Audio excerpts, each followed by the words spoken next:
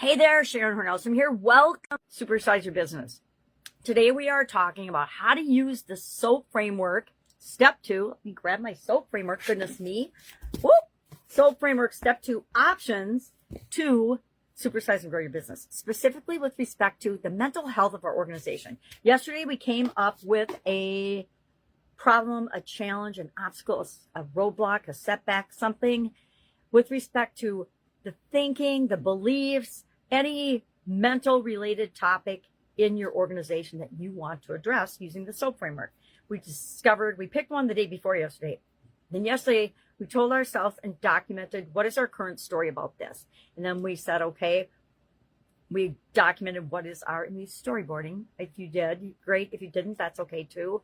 But we came up with our current and then our desired solution, not our desired solution, our desired situation, our end state, our story that we want to be true for us by filling this gap. And the rest of this SOAP framework, the O, the A, and the B, fill the gap between where we are and where we want to be. So I'll talk about the gap a lot.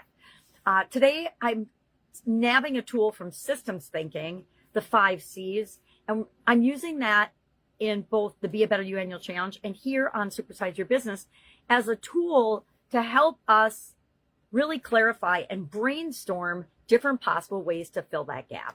So I'll share the 5 C's and we'll talk about it. I am, for my personal life, working on negativity and negative self-talk. Now, to me, negativity, I feel negativity first and then the negative self-talk happens. So if I can go back to eliminating the negativity and fill the gap between where I am and where I want to be, that's probably where I want to start. So let's say just negativity, right? Guess what? We live in a very negative world, and it's easy for human beings to focus on the negative. Why? Because if we focus on the negative, we do things to keep ourselves safe, and we're all driven to keep ourselves and our organizations safe. So how can we get around that to fill the gap and move from where we are to where we want to be? Me, how can I eliminate negativity and negative self-talk so that I am my own best cheerleader for both my personal life and my businesses? So what are these 5 C's of system thinking? Number 1 is, of course, curiosity. There is no faster, easier way in my mind to come up with possible ways to fill that gap and possible solutions to move me from where I am to where I want to be than being curious, asking questions, wondering what else is possible. One of my favorite questions in the whole wide world is, what is possible? What else is possible? And what else might be possible that I haven't even fathomed or thought about before? So that's our first C. Second C is clarity. And that's part of why we do this first step of the SOAP framework. What is our current situation? What is our desired situation? It helps us to get clear and narrow down all the possible things we could be looking at for our business's mental health and well-being and pick just one. I have found that anything works faster and easier if I focus on one clear thing. That's why I just subtracted self-talk from what I was doing for Be a Better You Annual Challenge and for my businesses, because I think it's more about negativity. If we can remove negativity and negative emotions and negative things, or minimize them and flip switch them to something positive or to at least neutral, we are gaining ground. And if we can do that within our organization, it's exponentially powerful. Thirdly, compassion.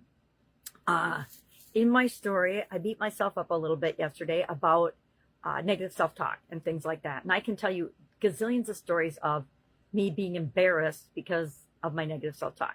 Every time my daughter says something to me, well, Mom, that was really harsh or negative, I feel really bad. So if I feel really bad, it's not right for me. So we want to show compassion for ourselves and for our organization, not beat ourselves up for where we are. We just are where we are. And if we just make that neutral and then decide where we want to go. And I had a discussion with a young lady yesterday about she was in this situation where she doesn't want all these things. And I'm like, well, what if instead of thinking about all those things and creating them over and over and over again, you focused on what it is that you want? One of the secrets to creating anything we want in life is to take our energy off what actually is, because that's just the culmination of all the things we've thought, said, done, and actions we've taken in the past. That's led us to where we are right now. And the only way to get where we want to go, if it isn't where we want to go, is to focus on that destination that we want. And the more we focus on that, the more the world shows us how to get there, faster than we ever even imagined possible. Our fourth step, or fourth C, I guess, not steps. Our fourth C is choice.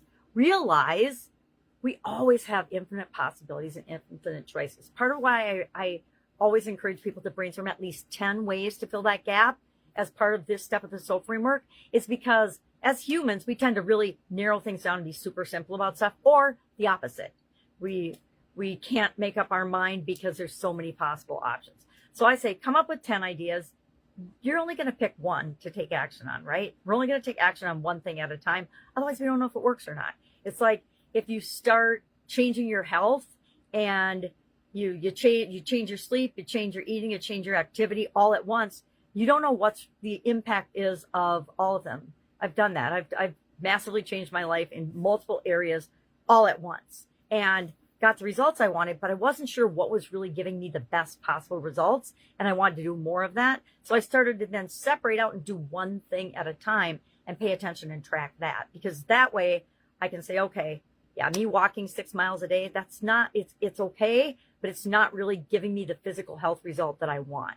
Or I changed my diet. I had some health challenges and I massively changed my diet, which got me out of pain, but I gave up things that I found out later on I didn't need to give up. And so I went back to drinking coffee. Coffee was a biggie. I gave up coffee for 5 years.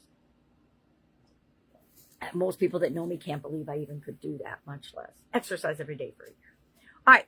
And our final C, number 5, is courage. We have to have courage to step out of our comfort zone and to be willing to look for other possibilities, to be willing to be a little bit afraid and a little nervous about trying something new or doing something new in order to create the result that we want.